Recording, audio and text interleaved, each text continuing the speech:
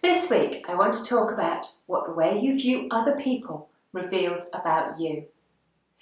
Are you someone who assumes that people can't be trusted until proven otherwise? Or do you assume the opposite and just expect everyone to be genuine and trustworthy?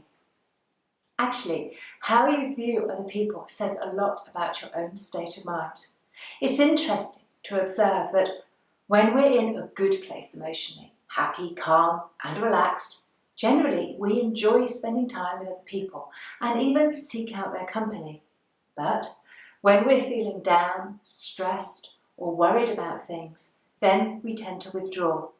We don't go out, we avoid others and sometimes even push them away.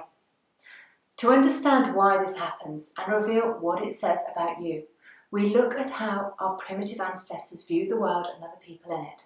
Because although we have evolved as a species beyond recognition in the last 10,000 years or so, our blueprint, the way we were originally programmed to operate 500,000 years ago, has not been upgraded and still influences the way we behave today. In primitive times, there was danger all around. Just venturing outside the cave exposed people to life-threatening dangers. Humans were vulnerable. They had no natural defences. They didn't taste nasty, they weren't poisonous, they didn't have spiky armour all over their body, and they couldn't even run very fast. And what's more, they had no personal weaponry, no sharp teeth or claws, and they weren't even very strong in the greater scheme of things. But what they did have was their tribe. And today we have our communication skills, which we do share with much of the animal kingdom, in particular with sociable species. One of the reasons we've not only survived but thrived despite our weaknesses and vulnerabilities was our ability to cooperate and collaborate. The part of the brain humans have uniquely evolved is a vast intellectual resource, and the parts we use for complex reasoning. When we work from these parts of the brain, the intellectual mind, we usually come up with answers based on a proper assessment of the situation, and it's usually positive. When we're operating from our intellectual mind, we are happy and calm. Our body language is one of openness and relaxation. We are in the moment and able to evaluate the world around us in a rational way. To others, we appear friendly, trustworthy and non-threatening. However, we still have that original primitive part, and when our anxiety or stress levels rise, we start to lose intellectual control and, to a greater or lesser extent, the primitive mind steps in and takes control. The central and influential part of the primitive mind is the amygdala, the part we refer to as the fight, flight, depression part of the brain. And we have devolved into our primitive ancestors, viewing the world around us as crisis, emergency, or danger. In this state, everything becomes negative. We always look at the worst possible scenario. We obsess about things, and this primitive brain hijacks our imagination. And we think we can read everyone else's mind, and, surprise, surprise, their intentions towards us are negative and threatening.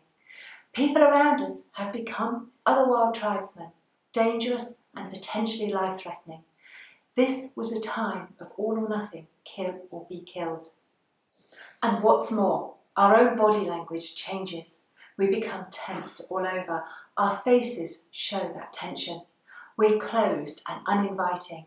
We don't make eye contact with people. In effect, our body language is saying, go away and leave me alone.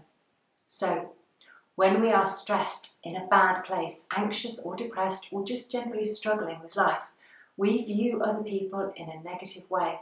Our imagination takes over and their intentions are threatening. We make everything about us. It's the worst possible scenario and we obsess about it. On the flip side, when we're in a good place, happy, relaxed and enjoying life, we view other people in a positive way. Our imagination doesn't run wild. We're in the moment, taking people as they are. And because our body language is relaxed, open, inviting and trustworthy, other people are friendly towards us. Those tribal instincts compel us to connect with other people. The social us comes out to play. On the whole, other people are good, generous, trustworthy, and have positive intentions.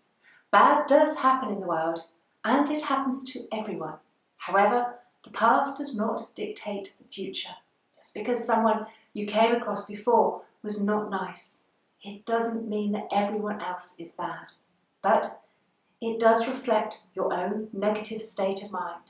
You have the power to choose how you wish to see the world around you, and how you see things will influence the world around you. I would argue that life is much happier when you choose to trust until proven otherwise, to give without expecting to receive, and to choose to see the good in man or womankind.